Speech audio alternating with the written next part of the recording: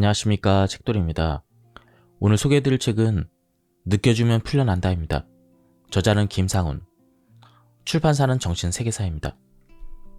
바로 본문을 보도록 하겠습니다.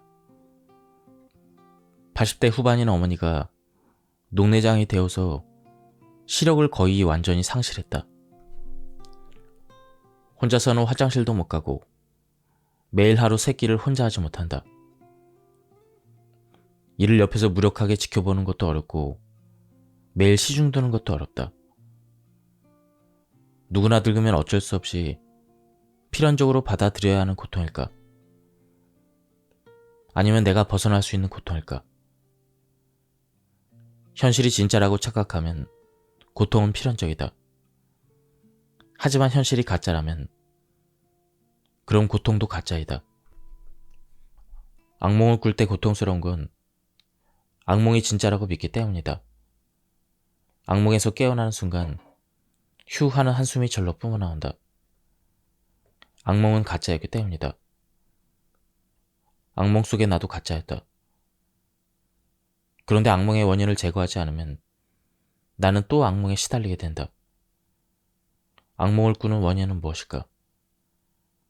현실을 진짜라고 착각해 죽음의 공포, 두려움, 열등감, 수치심 등 부정적인 감정들을 무의식에 계속 억눌러 붙들고 있었기 때문이다. 부정적인 감정들을 계속 붙들고 있으면 계속 부정적인 꿈으로 형상화돼서 나타나게 된다. 이것이 악몽이 되풀이되는 원인이다. 그렇다면 내가 이 감정들이 평소 올라올 때 전혀 억누르지 않고 완전히 느껴주면 어떻게 될까? 억눌렀던 부정적인 감정들이 풀려나게 된다. 그럼 나는 더 이상 악몽에 시달리지 않게 된다. 현실도 마찬가지다.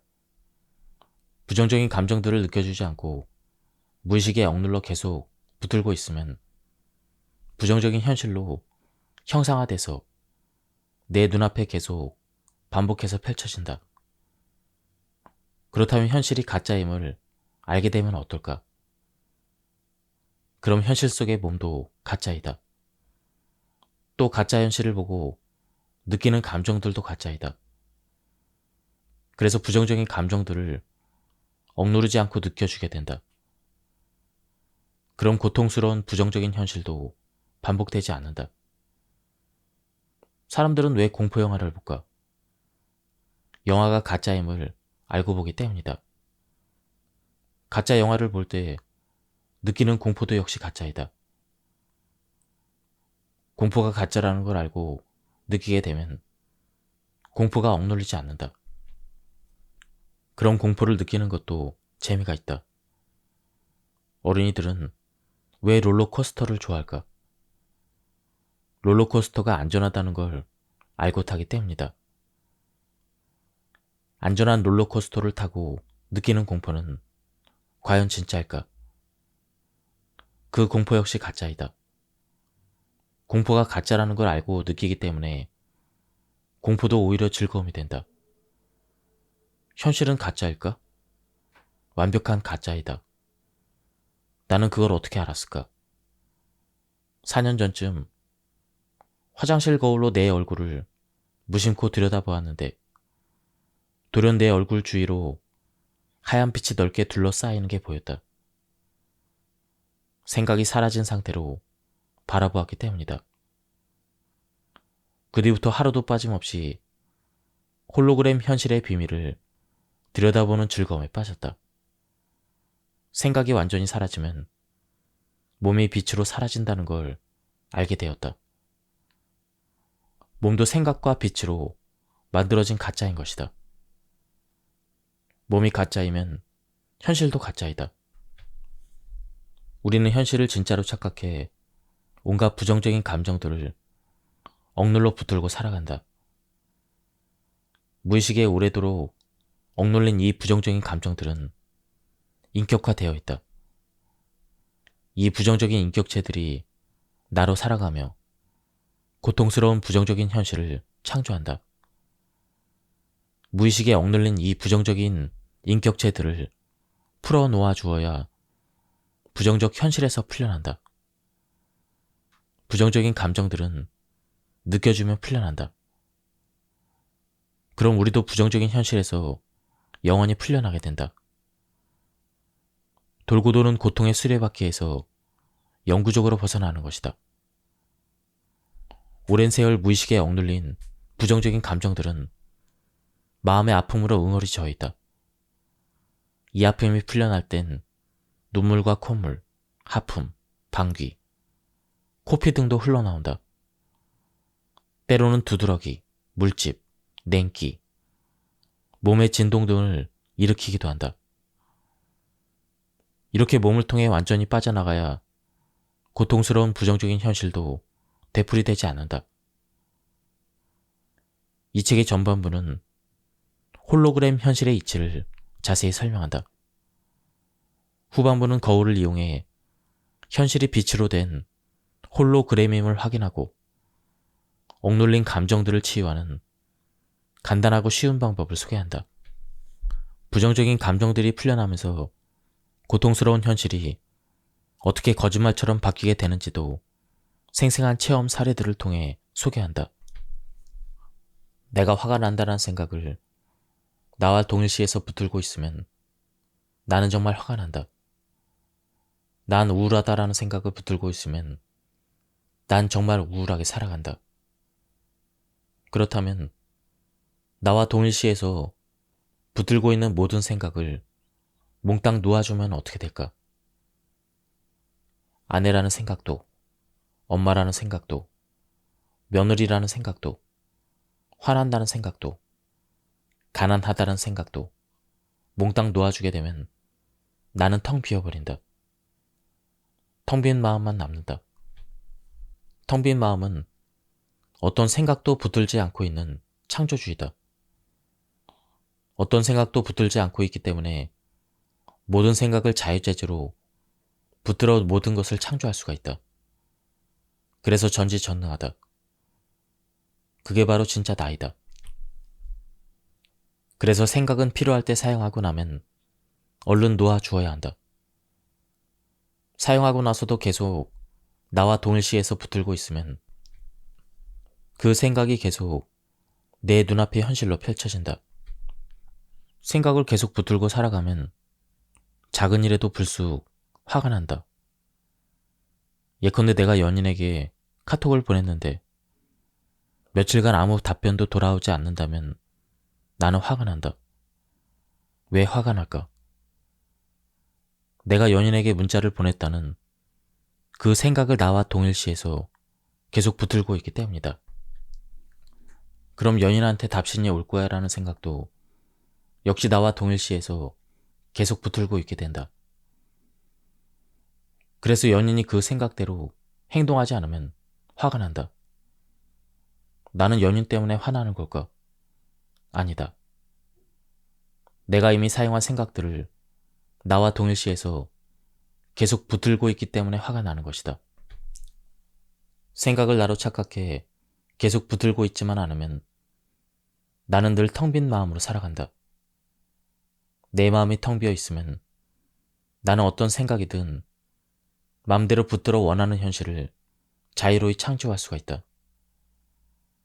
내 그릇이 늘 텅 비어 있으면 내가 원하는 음식을 자유로이 새로 담아 먹을 수 있지만 그릇이 늘 가득 차 있으면 내가 원하는 음식을 새로 담을 수 없는 것과 마찬가지다. 현실은 나와 동일시에 붙들고 살아가는 생각이 내 눈앞에 펼쳐지는 것이다. 그렇다면 우주는 어떨까? 우주도 나와 동일시하는 생각대로 움직일까? 창조주인 텅 빈 마음은 늘 텅 비어 있다. 왜 텅 비어 있을까? 예컨대 나와 너, 남자와 여자, 하늘과 땅, 낮과 밤, 태어난다 죽는다.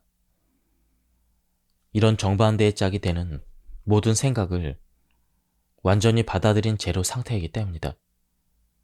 창조주는 어떤 생각도 붙들지 않고 있기 때문에 늘 텅 비어 있고 어떤 움직임도 없다.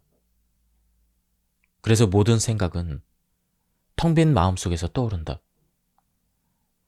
텅 빈 마음이 플러스 1을 창조하려면 그럼 마이너스 1을 빌려야 한다.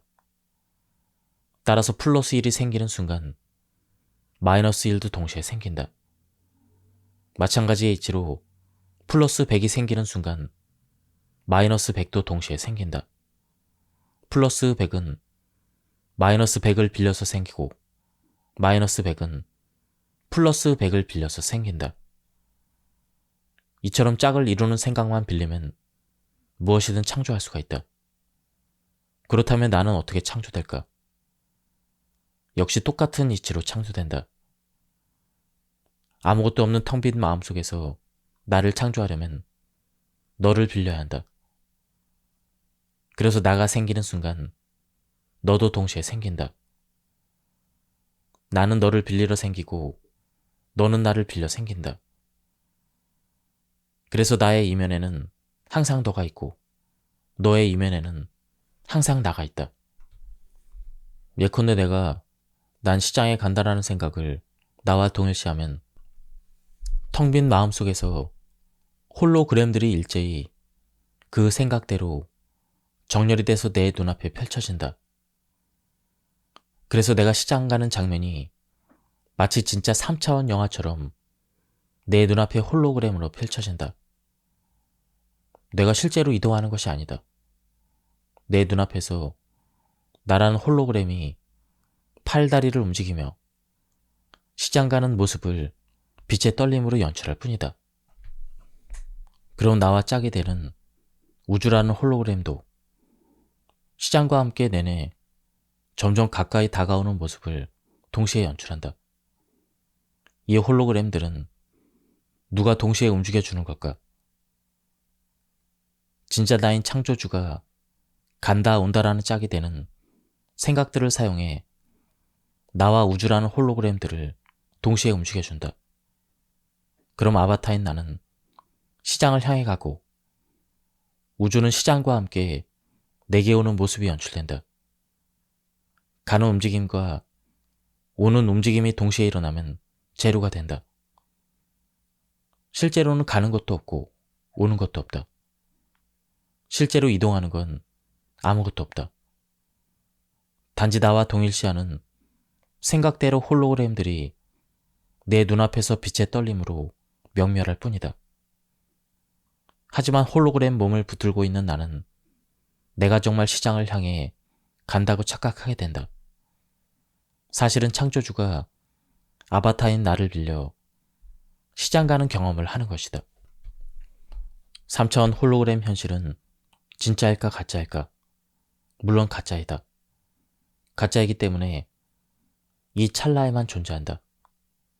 이 찰나만 지나면 텅 빈 마음속으로 사라진다.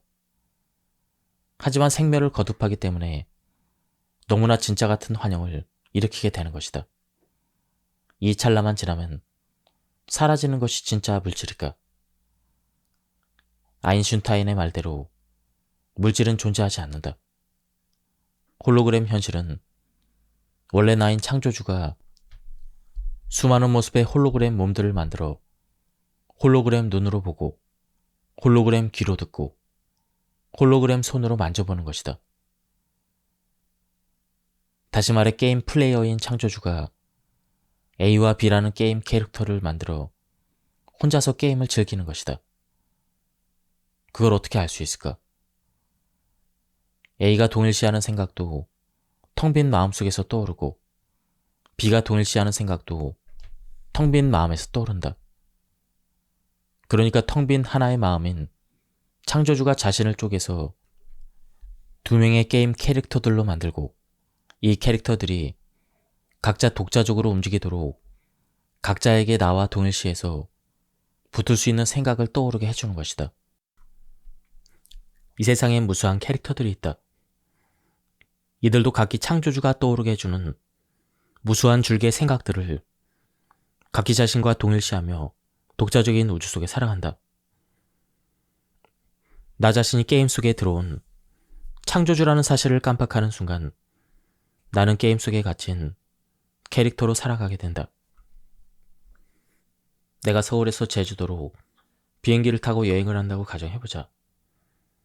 몸을 나와 동일시한다면 나는 내가 비행기를 타고 서울에서 제주도로 이동한다고 생각한다.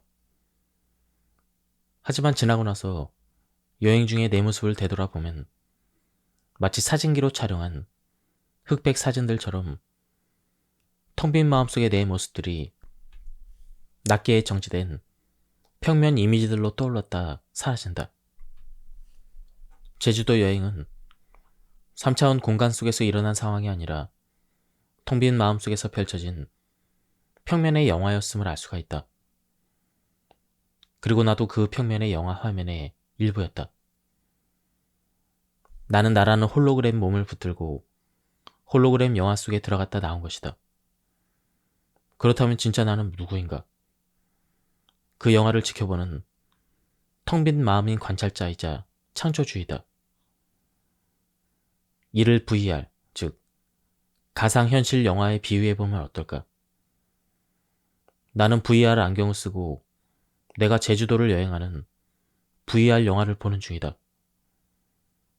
내 몸에 붙은 두 손이 VR 영화 속으로 들어가 서로 반응하는 것처럼 움직인다.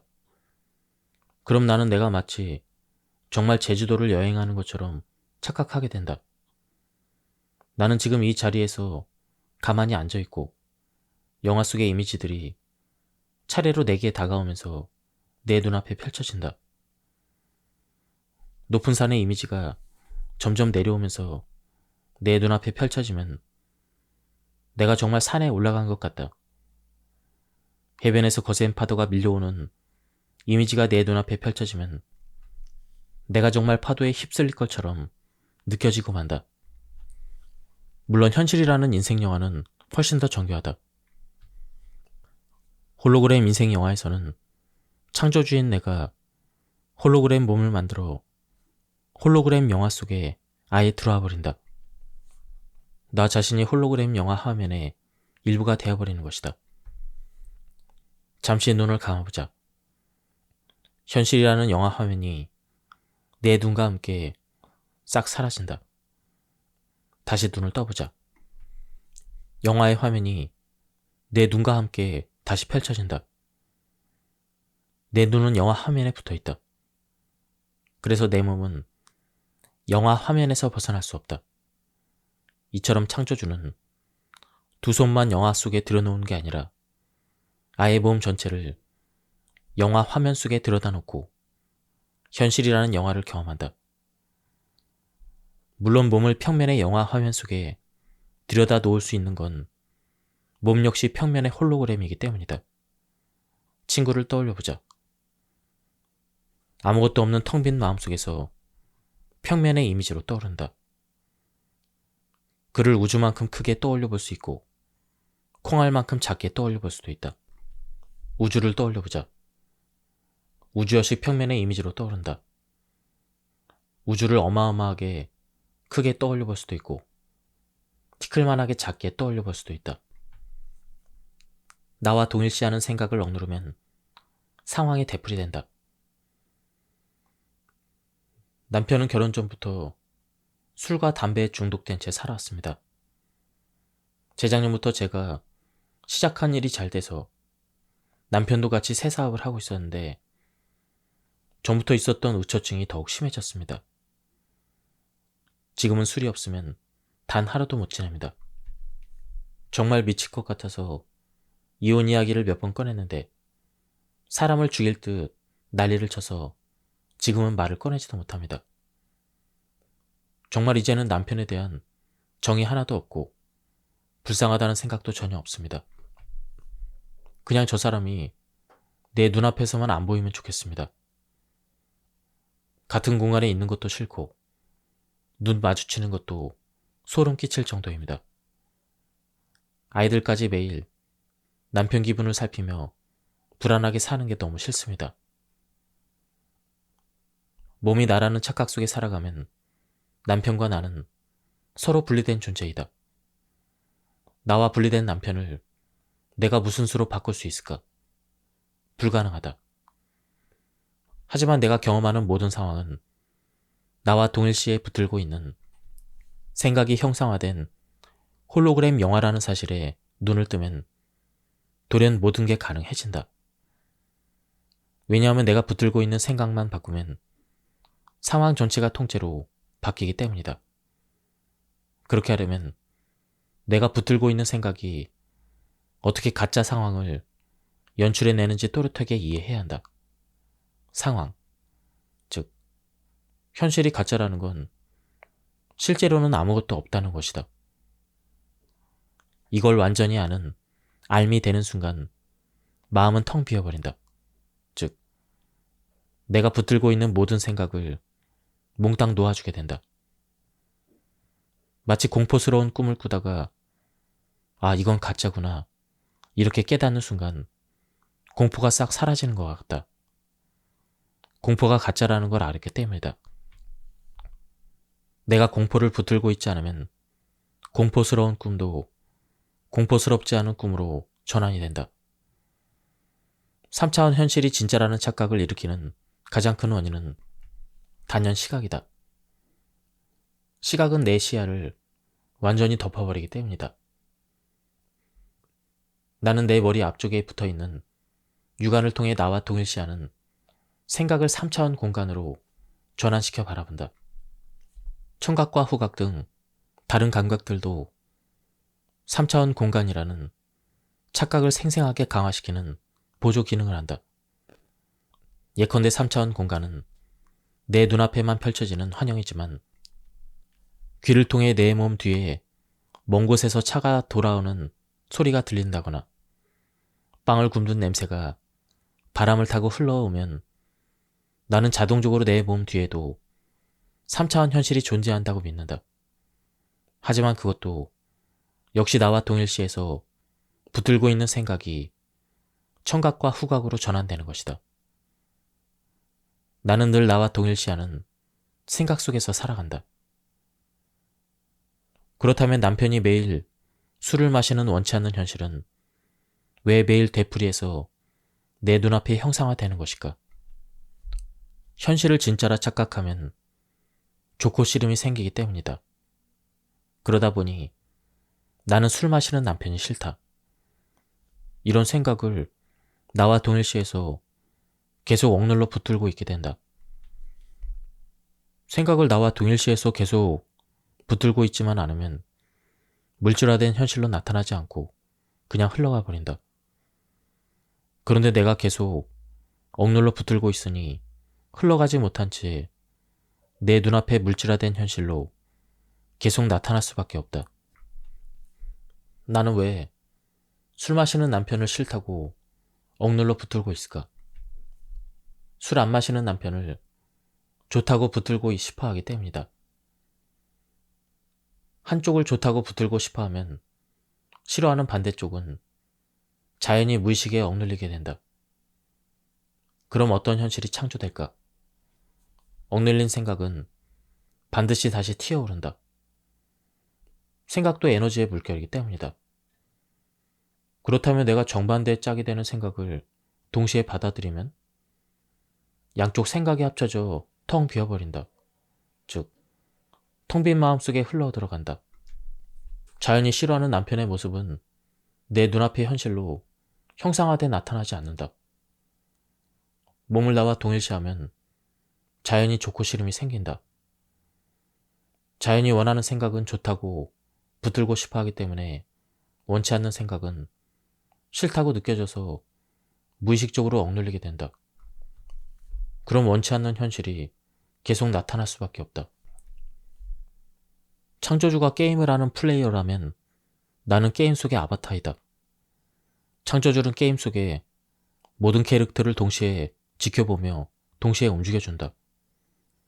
플레이어인 창조주가 게임을 완벽하게 즐길 수 있게 하려면 게임 속의 캐릭터인 내가 끼어들지 말아야 한다.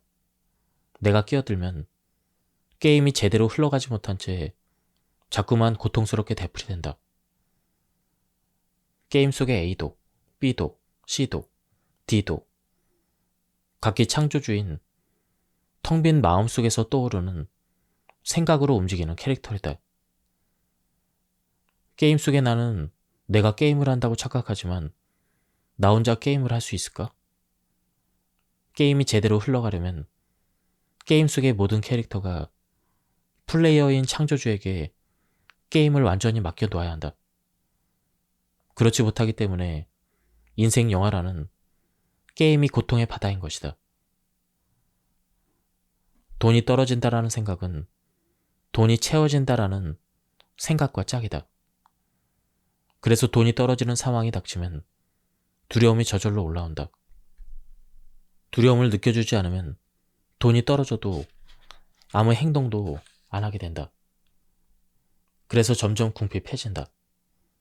하지만 두려움을 느껴주면 돈을 채워야지. 이런 생각이 텅 빈 마음속에서 스스로 떠오른다.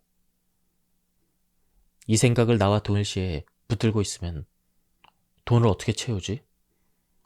이런 생각이 뒤따라 떠오르고 이 생각을 나와 동일시에서 붙들고 있으면 또 두려움이 올라온다.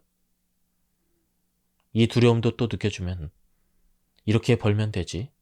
이런 생각이 뒤따라 떠오르고 이 생각을 나와 동일시에 붙들고 있으면 나는 돈을 벌게 된다. 내가 텅 빈 마음속에 늘 귀를 기울이고 있으면 텅 빈 마음이 내 상황에 맞는 생각을 어김없이 떠오르도록 해준다. 내 몸은 이렇게 떠오르는 생각대로 움직이는 홀로그램이다. 그래서 텅 빈 마음인 창조주에게 맡겨놓을 때 현실은 완벽하게 돌아간다. 난 매 순간 텅 빈 마음속에서 살아가고 있다. 혹은 난 매 순간 텅 빈 무한한 사랑 속에서 살아가고 있다. 이렇게 자각하며 살아가게 되면 내가 경험하는 모든 상황은 무조건적이고 무한한 사랑 속에서 순리에 맞게 순풍을 타고 흘러간다.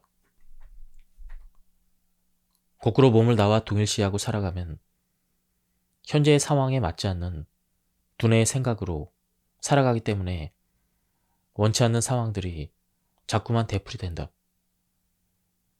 소꿉놀이는 왜 재밌을까? 가짜인 걸 알고 내가 놀이에 들어가기 때문이다. 가짜라는 걸 알기 때문에 그 놀이 속에서 부부가 되었다가 헤어져도 재밌고 행복하게 살다가 죽는 것도 재밌다. 재미가 없다면 그 놀이에 들어가지 않을 것이다. 연극은 왜 재밌을까? 가짜인 걸 알고 내가 연극의 등장인물이 되기 때문에 내가 어떤 역할을 하든 재미있다. 설사 내가 거지 역할을 하더라도 가짜임을 알기 때문에 재밌게 연기를 할 수가 있다.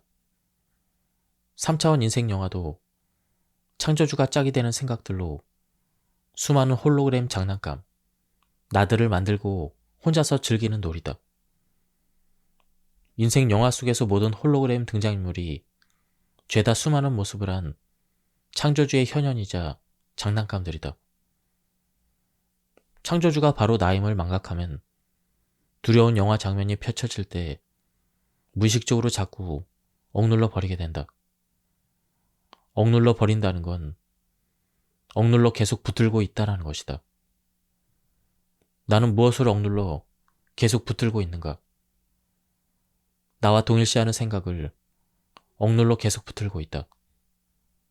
그러니 그 생각이 창조하는 영화 장면이 계속 내 눈앞에 되풀이될 수밖에 없다. 두려움은 두려움을 막아주는 위험 경보이다. 저는 결혼을 전제로 한 남자와 만나고 있는데 그분은 성직자여서 경제력이 거의 없습니다. 그쪽 집은 결혼하는 것만으로도 좋아하는 분위기입니다. 둘이 만났을 때 식사비나 놀러 갈 때 숙박비 등을 거의 다 제가 냅니다. 제가 옷도 사주고 가방도 사주기도 합니다. 만나면 만날수록 제가 돈을 더 많이 쓰는 걸 점점 더 당연하게 여긴다는 느낌을 받습니다. 제가 그쪽 부모님의 용돈, 명절, 생일 등을 다 챙겨야 하는 분위기입니다. 그런데 어느 날 만나자마자 자기 엄마가 칠순인데 형제들이 돈을 모아 음식점에서 잔치를 하기로 했다며 한 동생은 벌써 50만 원을 냈다는 말도 덧붙였습니다. 꽃다발도 준비해야 되는데 어떻게 생각하느냐고 제게 물었습니다. 너무나 마음이 찜찜했습니다. 경제력이 없으면 내 마음이라도 편하게 해주길 바라며 결혼을 생각했는데 어떻게 해야 할까요? 이 남자를 만나는 횟수가 늘어갈수록 왜 점점 더 찜찜한 느낌이 드는 걸까? 그에게 돈을 빼앗기고 있다는 두려움이 스멀스멀 올라오기 때문이다. 두려움은 두려운 상황이 다가오고 있다는 위험 경보이다. 그런데도 그와 만남을 선뜻 매듭짓지 못하는 이유는 무엇일까? 사랑하는 사람한테 버림받은 두려움을 직면하는 게 너무나 무섭기 때문이다. 즉, 버림받는 두려움을 느끼는 게 너무 무서워서 어떻게든 사랑받는 느낌을 붙들고 싶어 하는 것이다. 돈을 뺏긴다는 것을 느낄 때는 뺏기는 두려움이 올라온다. 하지만 역시 뺏기는 두려움을 느껴줄 염두가 도저히 나지 않는다. 남친한테 버림받는 두려움이 더욱 크기 때문이다. 이렇게 그 남자한테 사랑받는 느낌에 집착할수록 버림받는 두려움은 점점 더 깊이 억눌리게 된다. 이런 식으로 두려움을 억눌린 채 이 남자와 결혼한다면 나는 어떤 인생을 살아갈까? 무의식에 억눌러버린 두려움은 두려운 현실로 물질화된다.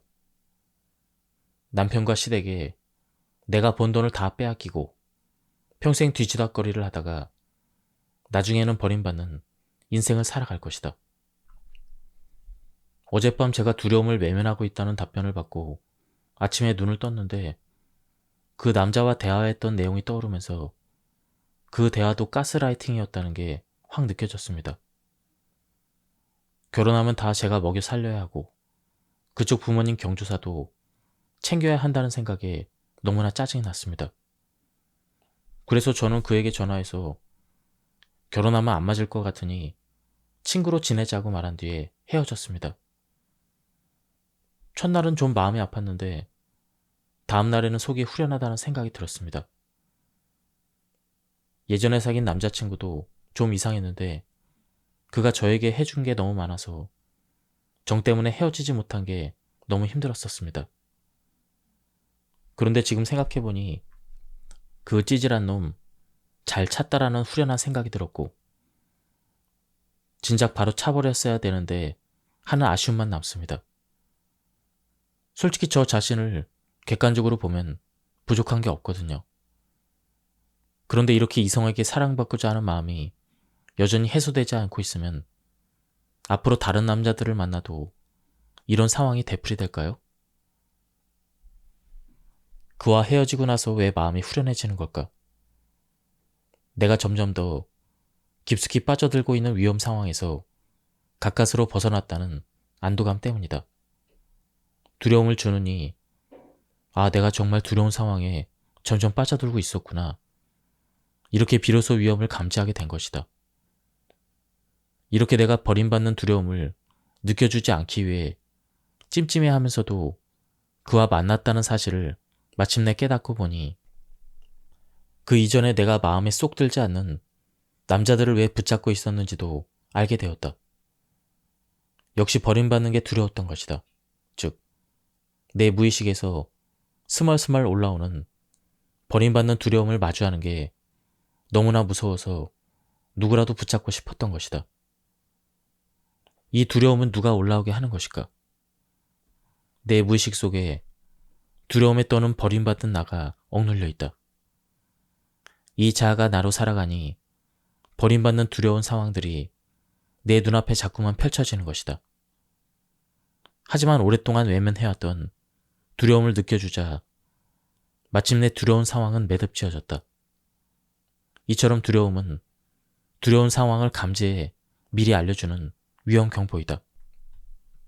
그런 상황이 재발되지 않도록 하려면 두려움이 올라올 때마다 덮어버리지 말고 생생히 느껴줘야 한다.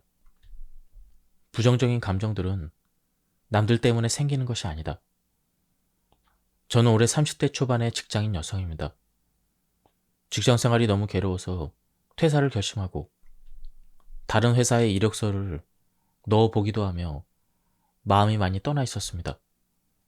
상무라는 사람은 일을 시킬 때마다 언성을 높이고 화를 버럭버럭 내며 닥달했습니다.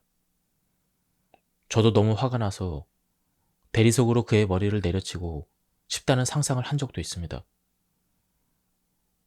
과장가는 코로나 때문에 점심을 함께 먹게 되면서 위장염까지 생겼습니다. 일하다가 엉엉 울기도 하며 지쳐가던 중 한 달 전부터 왓칭 채널을 본 뒤에 사람들의 모습에서 저를 찾아가기 시작했습니다. 저 자신이 잘난 척하며 남을 무시하고 싶은 마음으로 가득하다는 사실을 알았습니다. 그들이 화를 낼 때마다 제 마음을 들여다봤습니다. 전화만 와도 긴장하는 나, 두려워하는 나, 짜증이 많은 나를 보았습니다. 시선이 밖으로 돌아가려 할 때마다 철저히 제 감정만을 바라봤습니다. 그러자 감정이 녹아가는 것이 뚜렷하게 느껴졌습니다. 3주째 낫지 않던 위장의 불편함을 그대로 들여다보았더니 갑자기 눈물이 뚝뚝 떨어졌습니다. 그 감정은 슬픔이었고 그 감정에 집중하니 하염없이 눈물이 났습니다. 그동안 직장에서 저 자신이 천대맞는 하류충이고 무시당해도 되는 하찮은 존재라고 느꼈는데 원래 제 안에 그런 존재가 있었기 때문에 그들을 만났다는 사실도 깨달았습니다. 단지 내면의 감정을 바라보았을 뿐인데 그토록 가득했던 윗사람에 대한 미움이 지금은 보이지 않습니다. 그냥 미움이라는 감정이 올라왔구나. 나도 저렇게 사람들을 미워했구나. 이렇게 차분하게 인정하고 보아주게 됩니다. 어제는 업무가 쏟아지듯 많아서 종일 일을 했지만 전과는 달리 제 안에서 올라왔다가 사라지는 감정들을 지속적으로 놓치지 않고 관찰했습니다. 보통은 퇴근할 때 녹초가 되는데 이제는 생기가 가득했습니다. 그리고 오늘은 뜻밖의 승진도 하고 월급도 올랐습니다. 전에는 상대방의 태도에 따라 나의 감정이 오르락내리락해서 사회생활이 너무나 괴롭고 고달팠는데 이제는 용서와 사랑이 자연스럽게 일어납니다. 지옥 같던 직장 생활이 왜 천국으로 바뀌었을까? 가짜 현실인 밖을 보지 않고 가짜 현실을 창조해내는 내 마음속을 들여다보았기 때문이다. 내 마음속의 무의식 속에는 윗사람들에 대한 미움, 두려움, 분노 등 온갖 부정적인 감정들이 억눌려 있다. 무의식에 억눌린 이 부정적인 감정들은 몸에 쌓이게 된다. 그래서 몸으로 느껴줘야 풀려난다. 그렇게 하려면 생생한 부정적인 현실이 내 눈앞에 펼쳐져야 한다. 그렇지 않으면 부정적인 감정들이 올라오지 않기 때문이다. 이렇게 표면으로 올라온 부정적 감정들을 느껴주지 않고 현실 속의 윗사람만 탓하고 있으면 현실은 절대로 바뀌지 않는다. 설사 윗사람들이나 직장이 바뀌어도 부정적 현실은 되풀이된다. 부정적인 현실은 무의식에 억눌린 부정적 감정들이 창조하는 것이기 때문이다. 감정들은 실제로는 존재하지 않는다. 짝이 되는 생각들이 창조하는 인생 영화 속에서만 존재하는 가짜이다. 텅 빈 마음속에서 짝을 이뤄 떠오르는 느낌을 가진 생각들이 몸에 일으키는 느낌이다. 나는 사랑받는다는 생각은 좋은 느낌을 일으키는 사랑으로 인식되고 나는 미움받는다는 생각은 싫은 느낌을 일으키는 미움으로 인식된다. 예컨대 엄마의 따뜻한 미소를 보는 순간 엄마가 나를 사랑하는구나 이런 생각이 떠오르면 이 생각이 몸에 좋은 느낌을 일으킨다.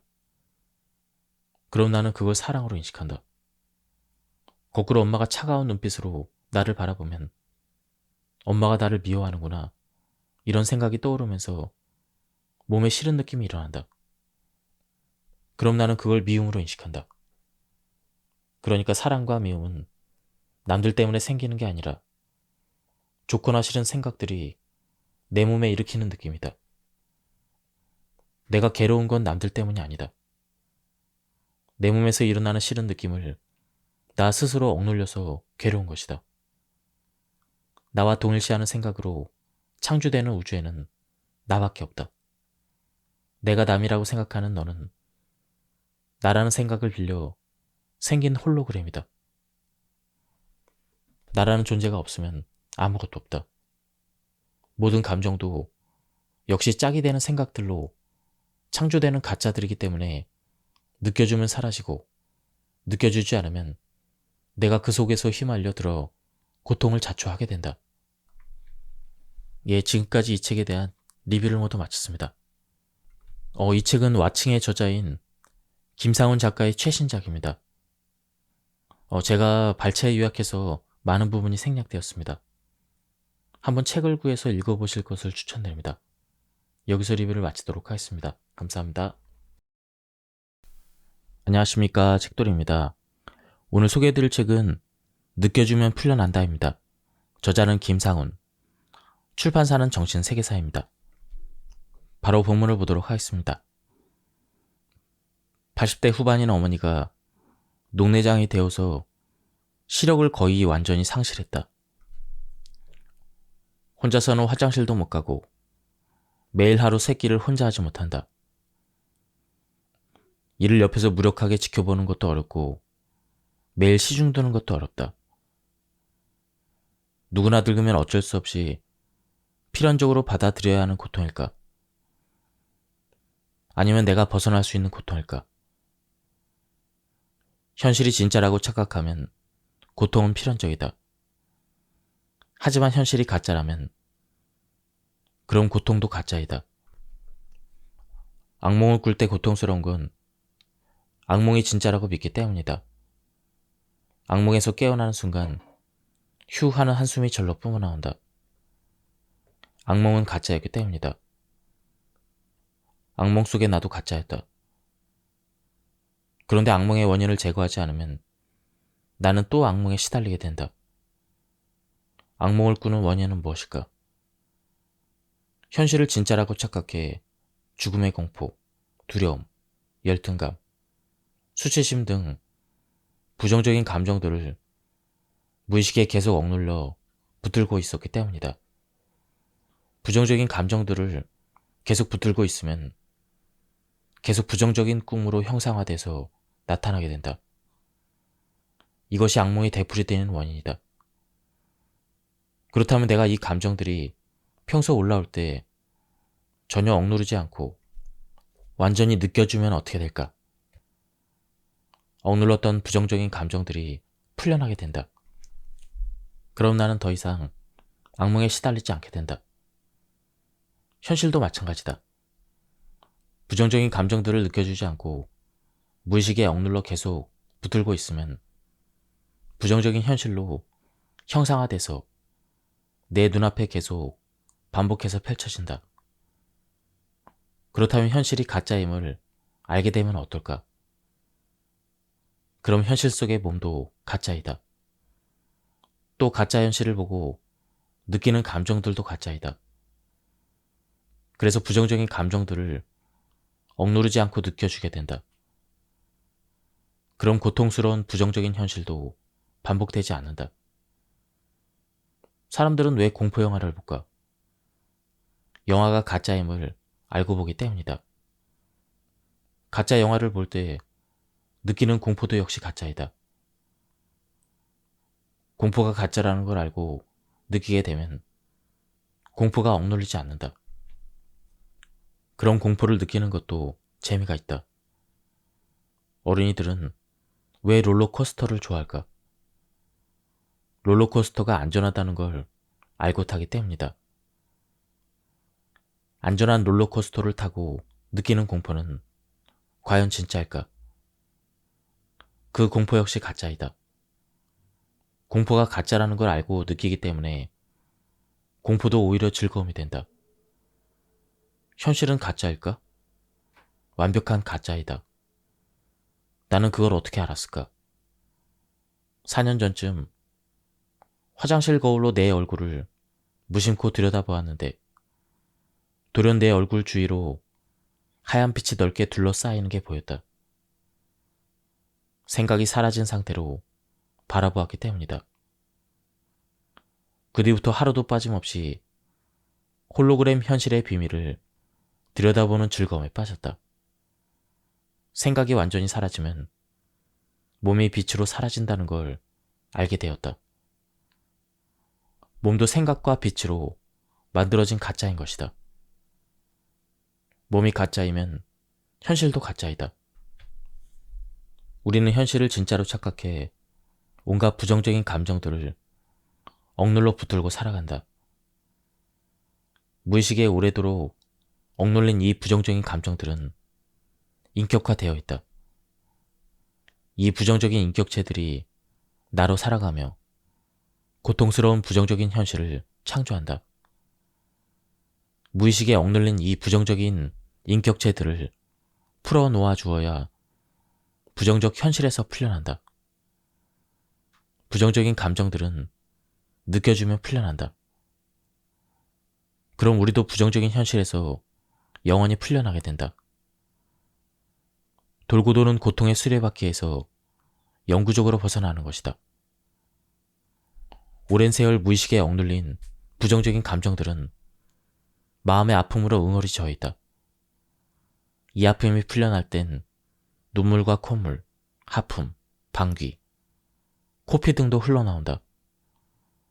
때로는 두드러기, 물집, 냉기, 몸의 진동 등을 일으키기도 한다.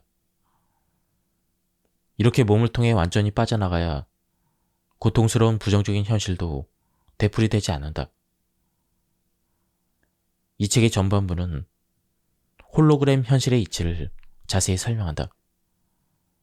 후반부는 거울을 이용해 현실이 빛으로 된 홀로그램임을 확인하고 억눌린 감정들을 치유하는 간단하고 쉬운 방법을 소개한다.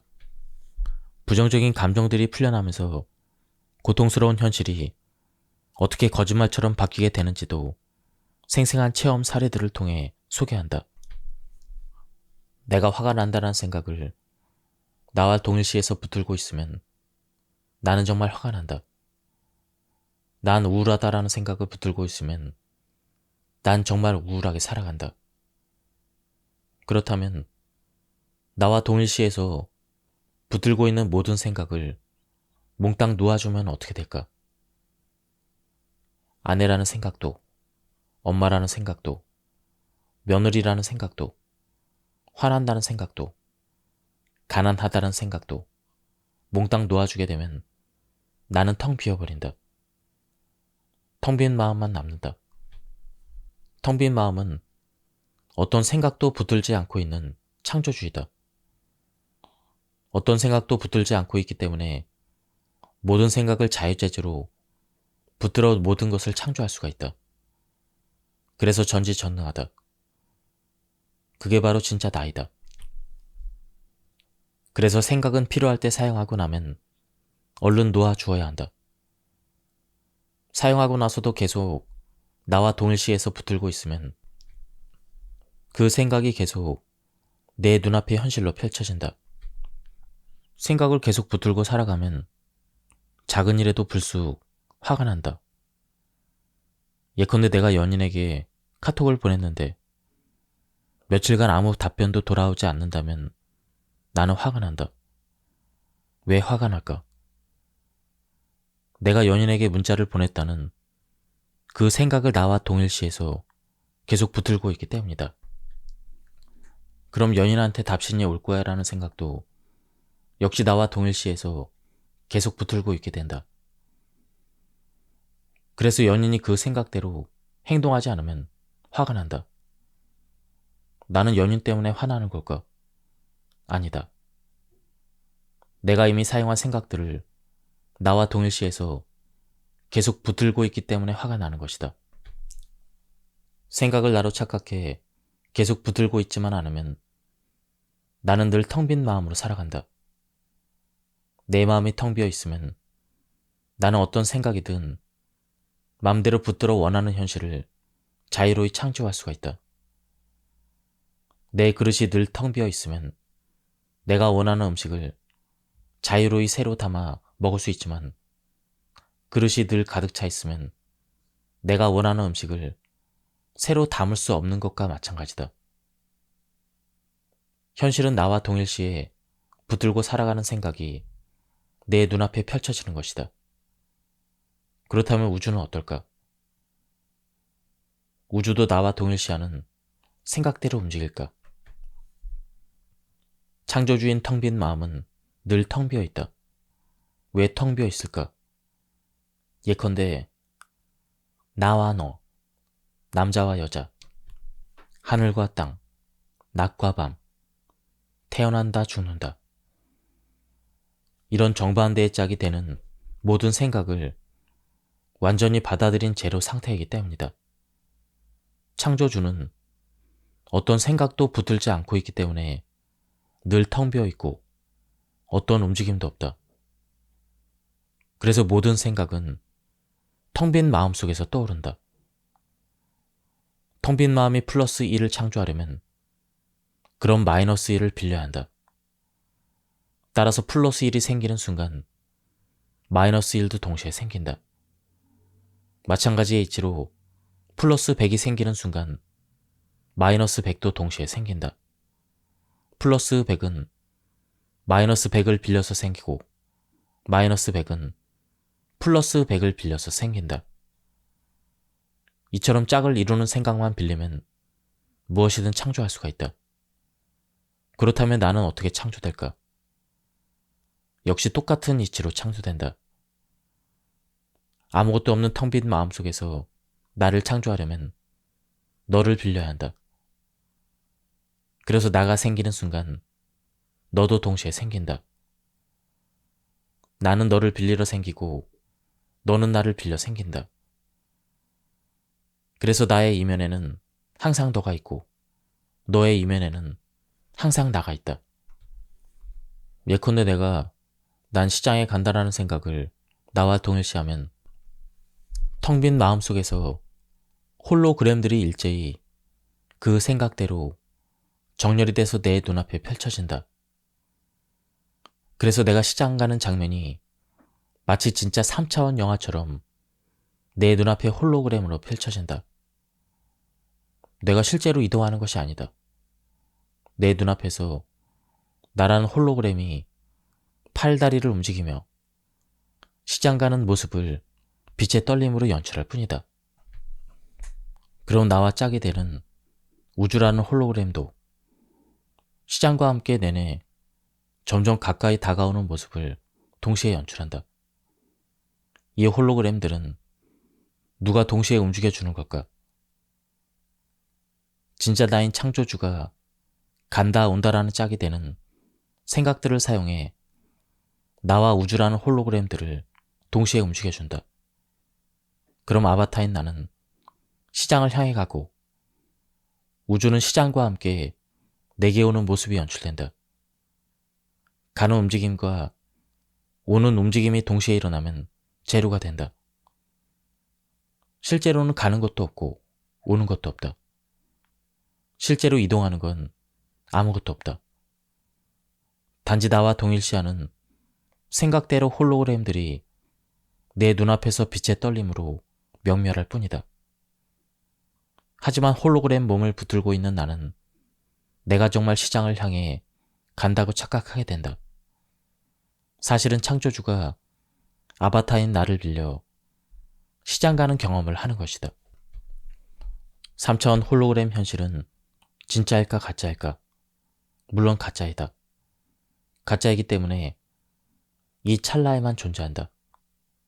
이 찰나만 지나면 텅 빈 마음속으로 사라진다. 하지만 생멸을 거듭하기 때문에 너무나 진짜 같은 환영을 일으키게 되는 것이다. 이 찰나만 지나면 사라지는 것이 진짜 물질일까? 아인슈타인의 말대로 물질은 존재하지 않는다. 홀로그램 현실은 원래 나인 창조주가 수많은 모습의 홀로그램 몸들을 만들어 홀로그램 눈으로 보고 홀로그램 귀로 듣고 홀로그램 손으로 만져보는 것이다. 다시 말해 게임 플레이어인 창조주가 A와 B라는 게임 캐릭터를 만들어 혼자서 게임을 즐기는 것이다. 그걸 어떻게 알 수 있을까? A가 동일시하는 생각도 텅 빈 마음속에서 떠오르고 B가 동일시하는 생각도 텅 빈 마음에서 떠오른다. 그러니까 텅 빈 하나의 마음인 창조주가 자신을 쪼개서 두 명의 게임 캐릭터들로 만들고 이 캐릭터들이 각자 독자적으로 움직이도록 각자에게 나와 동일시해서 붙을 수 있는 생각을 떠오르게 해주는 것이다. 이 세상엔 무수한 캐릭터들이 있다. 이들도 각기 창조주가 떠오르게 해주는 무수한 줄기의 생각들을 각기 자신과 동일시하며 독자적인 우주 속에 살아간다. 나 자신이 게임 속에 들어온 창조주라는 사실을 깜빡하는 순간 나는 게임 속에 갇힌 캐릭터로 살아가게 된다. 내가 서울에서 제주도로 비행기를 타고 여행을 한다고 가정해보자. 몸을 나와 동일시한다면 나는 내가 비행기를 타고 서울에서 제주도로 이동한다고 생각한다.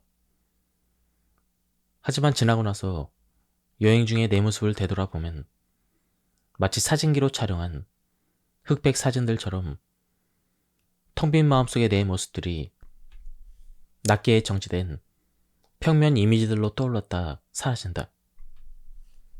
제주도 여행은 3차원 공간 속에서 일어난 상황이 아니라 텅 빈 마음속에서 펼쳐진 평면의 영화였음을 알 수가 있다. 그리고 나도 그 평면의 영화 화면의 일부였다. 나는 나라는 홀로그램 몸을 붙들고 홀로그램 영화 속에 들어갔다 나온 것이다. 그렇다면 진짜 나는 누구인가? 그 영화를 지켜보는 텅 빈 마음인 관찰자이자 창조주의다. 이를 VR, 즉 가상현실 영화에 비유해보면 어떨까? 나는 VR 안경을 쓰고 내가 제주도를 여행하는 VR 영화를 보는 중이다. 내 몸에 붙은 두 손이 VR 영화 속으로 들어가 서로 반응하는 것처럼 움직인다. 그럼 나는 내가 마치 정말 제주도를 여행하는 것처럼 착각하게 된다. 나는 지금 이 자리에서 가만히 앉아있고 영화 속의 이미지들이 차례로 내게 다가오면서 내 눈앞에 펼쳐진다. 높은 산의 이미지가 점점 내려오면서 내 눈앞에 펼쳐지면 내가 정말 산에 올라간 것 같다. 해변에서 거센 파도가 밀려오는 이미지가 내 눈앞에 펼쳐지면 내가 정말 파도에 휩쓸릴 것처럼 느껴지고 만다. 물론 현실이라는 인생 영화는 훨씬 더 정교하다. 홀로그램 인생 영화에서는 창조주인 내가 홀로그램 몸을 만들어 홀로그램 영화 속에 아예 들어와 버린다. 나 자신이 홀로그램 영화 화면의 일부가 되어버리는 것이다. 잠시 눈을 감아보자. 현실이라는 영화 화면이 내 눈과 함께 싹 사라진다. 다시 눈을 떠보자. 영화의 화면이 내 눈과 함께 다시 펼쳐진다. 내 눈은 영화 화면에 붙어있다. 그래서 내 몸은 영화 화면에서 벗어날 수 없다. 이처럼 창조주는 두 손만 영화 속에 들여놓은 게 아니라 아예 몸 전체를 영화 화면 속에 들여다 놓고 현실이라는 영화를 경험한다. 물론 몸을 평면의 영화 화면 속에 들여다 놓을 수 있는 건 몸 역시 평면의 홀로그램이기 때문이다. 친구를 떠올려보자. 아무것도 없는 텅 빈 마음속에서 평면의 이미지로 떠오른다. 그를 우주만큼 크게 떠올려 볼 수 있고 콩알만큼 작게 떠올려 볼 수도 있다. 우주를 떠올려보자. 우주 역시 평면의 이미지로 떠오른다. 우주를 어마어마하게 크게 떠올려 볼 수도 있고 티끌만하게 작게 떠올려 볼 수도 있다. 나와 동일시하는 생각을 억누르면 상황이 되풀이된다. 남편은 결혼 전부터 술과 담배에 중독된 채 살아왔습니다. 재작년부터 제가 시작한 일이 잘 돼서 남편도 같이 새 사업을 하고 있었는데 전부터 있었던 의처증이 더욱 심해졌습니다. 지금은 술이 없으면 단 하루도 못 지냅니다. 정말 미칠 것 같아서 이혼 이야기를 몇 번 꺼냈는데 사람을 죽일 듯 난리를 쳐서 지금은 말을 꺼내지도 못합니다. 정말 이제는 남편에 대한 정이 하나도 없고 불쌍하다는 생각도 전혀 없습니다. 그냥 저 사람이 내 눈앞에서만 안 보이면 좋겠습니다. 같은 공간에 있는 것도 싫고 눈 마주치는 것도 소름 끼칠 정도입니다. 아이들까지 매일 남편 기분을 살피며 불안하게 사는 게 너무 싫습니다. 몸이 나라는 착각 속에 살아가면 남편과 나는 서로 분리된 존재이다. 나와 분리된 남편을 내가 무슨 수로 바꿀 수 있을까? 불가능하다. 하지만 내가 경험하는 모든 상황은 나와 동일시에 붙들고 있는 생각이 형상화된 홀로그램 영화라는 사실에 눈을 뜨면 돌연 모든 게 가능해진다. 왜냐하면 내가 붙들고 있는 생각만 바꾸면 상황 전체가 통째로 바뀌기 때문이다. 그렇게 하려면 내가 붙들고 있는 생각이 어떻게 가짜 상황을 연출해내는지 또렷하게 이해해야 한다. 상황, 즉 현실이 가짜라는 건 실제로는 아무것도 없다는 것이다. 이걸 완전히 아는 알미 되는 순간 마음은 텅 비어버린다. 즉 내가 붙들고 있는 모든 생각을 몽땅 놓아주게 된다. 마치 공포스러운 꿈을 꾸다가 아, 이건 가짜구나 이렇게 깨닫는 순간 공포가 싹 사라지는 것 같다. 공포가 가짜라는 걸 알았기 때문이다. 내가 공포를 붙들고 있지 않으면 공포스러운 꿈도 공포스럽지 않은 꿈으로 전환이 된다. 3차원 현실이 진짜라는 착각을 일으키는 가장 큰 원인은 단연 시각이다. 시각은 내 시야를 완전히 덮어버리기 때문이다. 나는 내 머리 앞쪽에 붙어있는 육안을 통해 나와 동일시하는 생각을 3차원 공간으로 전환시켜 바라본다. 청각과 후각 등 다른 감각들도 3차원 공간이라는 착각을 생생하게 강화시키는 보조 기능을 한다. 예컨대 3차원 공간은 내 눈앞에만 펼쳐지는 환영이지만 귀를 통해 내 몸 뒤에 먼 곳에서 차가 돌아오는 소리가 들린다거나 빵을 굽는 냄새가 바람을 타고 흘러오면 나는 자동적으로 내 몸 뒤에도 3차원 현실이 존재한다고 믿는다. 하지만 그것도 역시 나와 동일시해서 붙들고 있는 생각이 청각과 후각으로 전환되는 것이다. 나는 늘 나와 동일시하는 생각 속에서 살아간다. 그렇다면 남편이 매일 술을 마시는 원치 않는 현실은 왜 매일 되풀이해서 내 눈앞에 형상화되는 것일까? 현실을 진짜라 착각하면 좋고 싫음이 생기기 때문이다. 그러다 보니 나는 술 마시는 남편이 싫다. 이런 생각을 나와 동일시해서 계속 억눌러 붙들고 있게 된다. 생각을 나와 동일시해서 계속 붙들고 있지만 않으면 물질화된 현실로 나타나지 않고 그냥 흘러가 버린다. 그런데 내가 계속 억눌러 붙들고 있으니 흘러가지 못한 채 내 눈앞에 물질화된 현실로 계속 나타날 수밖에 없다. 나는 왜 술 마시는 남편을 싫다고 억눌러 붙들고 있을까? 술 안 마시는 남편을 좋다고 붙들고 싶어 하기 때문이다. 한쪽을 좋다고 붙들고 싶어 하면 싫어하는 반대쪽은 자연히 무의식에 억눌리게 된다. 그럼 어떤 현실이 창조될까? 억눌린 생각은 반드시 다시 튀어오른다. 생각도 에너지의 물결이기 때문이다. 그렇다면 내가 정반대의 짝이 되는 생각을 동시에 받아들이면 양쪽 생각이 합쳐져 텅 비어버린다. 즉, 텅 빈 마음속에 흘러 들어간다. 자연히 싫어하는 남편의 모습은 내 눈앞의 현실로 형상화돼 나타나지 않는다. 몸을 나와 동일시하면 자연히 좋고 싫음이 생긴다. 자연이 원하는 생각은 좋다고 붙들고 싶어 하기 때문에 원치 않는 생각은 싫다고 느껴져서 무의식적으로 억눌리게 된다. 그럼 원치 않는 현실이 계속 나타날 수밖에 없다. 창조주가 게임을 하는 플레이어라면 나는 게임 속의 아바타이다.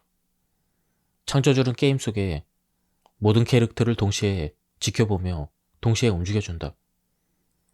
플레이어인 창조주가 게임을 완벽하게 즐길 수 있게 하려면 게임 속의 캐릭터인 내가 끼어들지 말아야 한다. 내가 끼어들면 게임이 제대로 흘러가지 못한 채 자꾸만 고통스럽게 되풀이된다. 게임 속의 A도, B도, C도, D도 각기 창조주인 텅 빈 마음속에서 떠오르는 생각으로 움직이는 캐릭터이다. 게임 속의 나는 내가 게임을 한다고 착각하지만 나 혼자 게임을 할 수 있을까? 게임이 제대로 흘러가려면 게임 속의 모든 캐릭터가 플레이어인 창조주에게 게임을 완전히 맡겨둬야 한다. 그렇지 못하기 때문에 인생 영화라는 게임이 고통의 바다인 것이다. 돈이 떨어진다라는 생각은 돈이 채워진다라는 생각과 짝이다. 그래서 돈이 떨어지는 상황이 닥치면 두려움이 저절로 올라온다. 두려움을 느껴주지 않으면 돈이 떨어져도 아무 행동도 안 하게 된다. 그래서 점점 궁핍해진다. 하지만 두려움을 느껴주면 돈을 채워야지. 이런 생각이 텅 빈 마음속에서 스스로 떠오른다. 이 생각을 나와 동일시에 붙들고 있으면 돈을 어떻게 채우지? 이런 생각이 뒤따라 떠오르고 이 생각을 나와 동일시해서 붙들고 있으면 또 두려움이 올라온다. 이 두려움도 또 느껴주면 이렇게 벌면 되지. 이런 생각이 뒤따라 떠오르고 이 생각을 나와 동일시에 붙들고 있으면 나는 돈을 벌게 된다. 내가 텅 빈 마음속에 늘 귀를 기울이고 있으면 텅 빈 마음이 내 상황에 맞는 생각을 어김없이 떠오르도록 해준다. 내 몸은 이렇게 떠오르는 생각대로 움직이는 홀로그램이다. 그래서 텅 빈 마음인 창조주에게 맡겨놓을 때 현실은 완벽하게 돌아간다. 난 매 순간 텅 빈 마음속에서 살아가고 있다. 혹은 난 매 순간 텅 빈 무한한 사랑 속에서 살아가고 있다. 이렇게 자각하며 살아가게 되면 내가 경험하는 모든 상황은 무조건적이고 무한한 사랑 속에서 순리에 맞게 순풍을 타고 흘러간다. 거꾸로 몸을 나와 동일시하고 살아가면 현재의 상황에 맞지 않는 두뇌의 생각으로 살아가기 때문에 원치 않는 상황들이 자꾸만 되풀이된다. 소꿉놀이는 왜 재밌을까? 가짜인 걸 알고 내가 놀이에 들어가기 때문이다. 가짜라는 걸 알기 때문에 그 놀이 속에서 부부가 되었다가 헤어져도 재밌고 행복하게 살다가 죽는 것도 재밌다. 재미가 없다면 그 놀이에 들어가지 않을 것이다. 연극은 왜 재밌을까? 가짜인 걸 알고 내가 연극의 등장인물이 되기 때문에 내가 어떤 역할을 하든 재미있다. 설사 내가 거지 역할을 하더라도 가짜임을 알기 때문에 재밌게 연기를 할 수가 있다. 3차원 인생 영화도 창조주가 짝이 되는 생각들로 수많은 홀로그램 장난감, 나들을 만들고 혼자서 즐기는 놀이다. 인생 영화 속에서 모든 홀로그램 등장인물이 죄다 수많은 모습을 한 창조주의 현현이자 장난감들이다. 창조주가 바로 나임을 망각하면 두려운 영화 장면이 펼쳐질 때 무의식적으로 자꾸 억눌러 버리게 된다. 억눌러 버린다는 건 억눌러 계속 붙들고 있다라는 것이다. 나는 무엇을 억눌러 계속 붙들고 있는가? 나와 동일시하는 생각을 억눌러 계속 붙들고 있다. 그러니 그 생각이 창조하는 영화 장면이 계속 내 눈앞에 되풀이될 수밖에 없다. 두려움은 두려움을 막아주는 위험 경보이다. 저는 결혼을 전제로 한 남자와 만나고 있는데 그분은 성직자여서 경제력이 거의 없습니다. 그쪽 집은 결혼하는 것만으로도 좋아하는 분위기입니다. 둘이 만났을 때 식사비나 놀러 갈 때 숙박비 등을 거의 다 제가 냅니다. 제가 옷도 사주고 가방도 사주기도 합니다.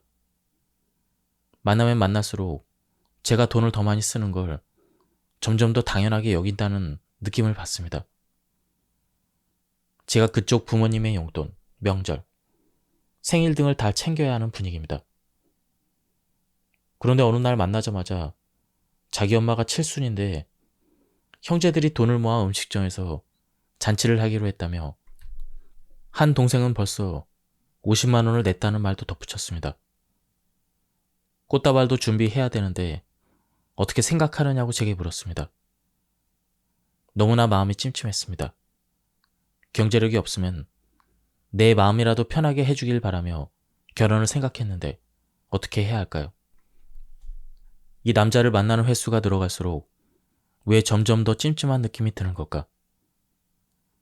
그에게 돈을 빼앗기고 있다는 두려움이 스멀스멀 올라오기 때문이다. 두려움은 두려운 상황이 다가오고 있다는 위험 경보이다. 그런데도 그와 만남을 선뜻 매듭짓지 못하는 이유는 무엇일까? 사랑하는 사람한테 버림받은 두려움을 직면하는 게 너무나 무섭기 때문이다. 즉, 버림받는 두려움을 느끼는 게 너무 무서워서 어떻게든 사랑받는 느낌을 붙들고 싶어 하는 것이다. 돈을 뺏긴다는 것을 느낄 때는 뺏기는 두려움이 올라온다. 하지만 역시 뺏기는 두려움을 느껴줄 염두가 도저히 나지 않는다. 남친한테 버림받는 두려움이 더욱 크기 때문이다. 이렇게 그 남자한테 사랑받는 느낌에 집착할수록 버림받는 두려움은 점점 더 깊이 억눌리게 된다. 이런 식으로 두려움을 억눌린 채 이 남자와 결혼한다면 나는 어떤 인생을 살아갈까? 무의식에 억눌러버린 두려움은 두려운 현실로 물질화된다. 남편과 시댁에 내가 번 돈을 다 빼앗기고 평생 뒤치다꺼리를 하다가 나중에는 버림받는 인생을 살아갈 것이다. 어젯밤 제가 두려움을 외면하고 있다는 답변을 받고 아침에 눈을 떴는데 그 남자와 대화했던 내용이 떠오르면서 그 대화도 가스라이팅이었다는 게 확 느껴졌습니다. 결혼하면 다 제가 먹여 살려야 하고 그쪽 부모님 경조사도 챙겨야 한다는 생각에 너무나 짜증이 났습니다. 그래서 저는 그에게 전화해서 결혼하면 안 맞을 것 같으니 친구로 지내자고 말한 뒤에 헤어졌습니다. 첫날은 좀 마음이 아팠는데 다음날에는 속이 후련하다는 생각이 들었습니다. 예전에 사귄 남자친구도 좀 이상했는데 그가 저에게 해준 게 너무 많아서 정 때문에 헤어지지 못한 게 너무 힘들었었습니다. 그런데 지금 생각해보니 그 찌질한 놈 잘 찼다라는 후련한 생각이 들었고 진작 바로 차버렸어야 되는데 하는 아쉬움만 남습니다. 솔직히 저 자신을 객관적으로 보면 부족한 게 없거든요.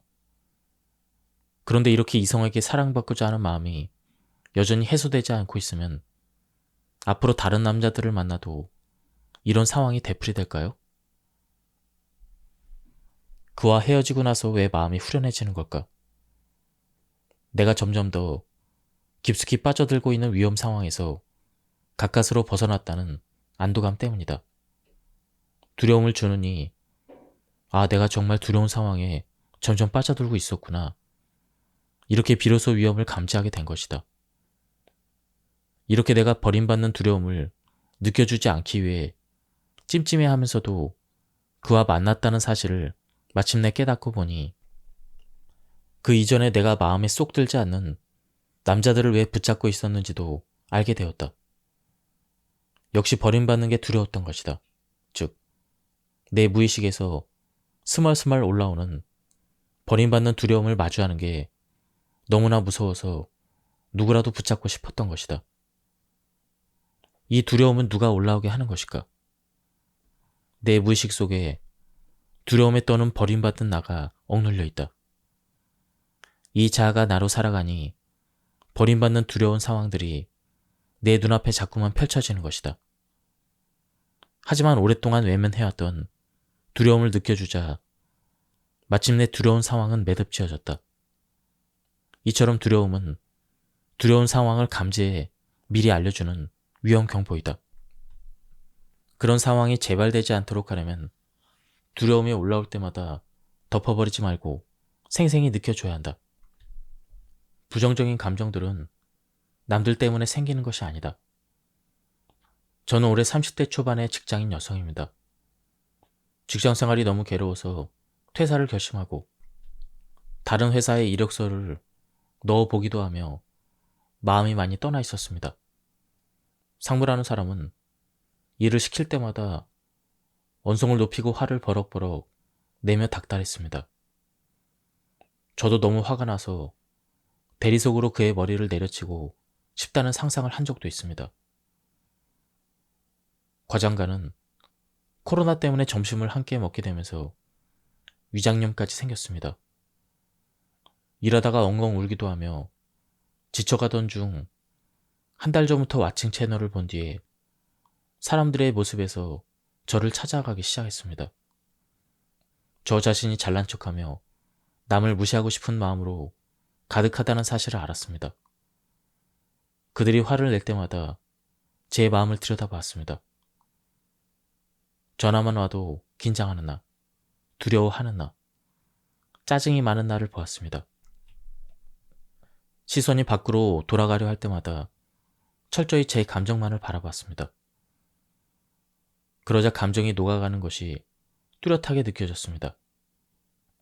3주째 낫지 않던 위장의 불편함을 그대로 들여다보았더니 갑자기 눈물이 뚝뚝 떨어졌습니다. 그 감정은 슬픔이었고 그 감정에 집중하니 하염없이 눈물이 났습니다. 그동안 직장에서 저 자신이 천대맞는 하루충이고 무시당해도 되는 하찮은 존재라고 느꼈는데 원래 제 안에 그런 존재가 있었기 때문에 그들을 만났다는 사실도 깨달았습니다. 단지 내면의 감정을 바라보았을 뿐인데 그토록 가득했던 윗사람에 대한 미움이 지금은 보이지 않습니다. 그냥 미움이라는 감정이 올라왔구나. 나도 저렇게 사람들을 미워했구나. 이렇게 차분하게 인정하고 보아주게 됩니다. 어제는 업무가 쏟아지듯 많아서 종일 일을 했지만 전과는 달리 제 안에서 올라왔다가 사라지는 감정들을 지속적으로 놓치지 않고 관찰했습니다. 보통은 퇴근할 때 녹초가 되는데 이제는 생기가 가득했습니다.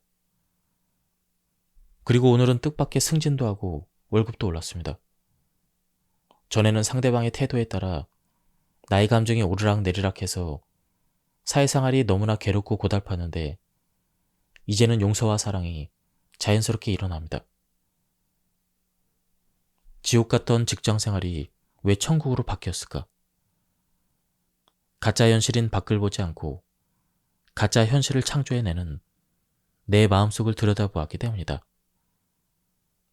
내 마음속의 무의식 속에는 윗사람들에 대한 미움, 두려움, 분노 등 온갖 부정적인 감정들이 억눌려 있다. 무의식에 억눌린 이 부정적인 감정들은 몸에 쌓이게 된다. 그래서 몸으로 느껴줘야 풀려난다. 그렇게 하려면 생생한 부정적인 현실이 내 눈앞에 펼쳐져야 한다. 그렇지 않으면 부정적인 감정들이 올라오지 않기 때문이다.